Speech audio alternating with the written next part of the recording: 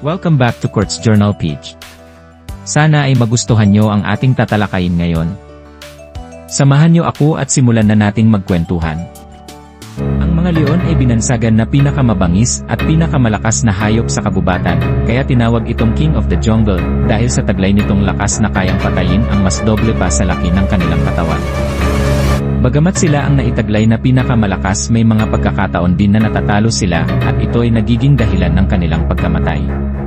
Panoorin natin ang video na kung saan ang tinaguriang King of the Jungle ay bumabagsak din sa laban.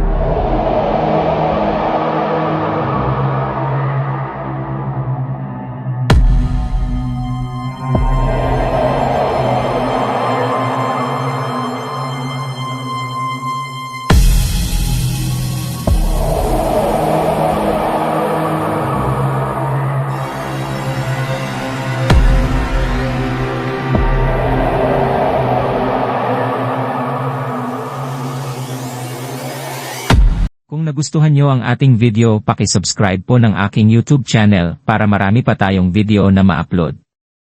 Maraming salamat hanggang sa muli.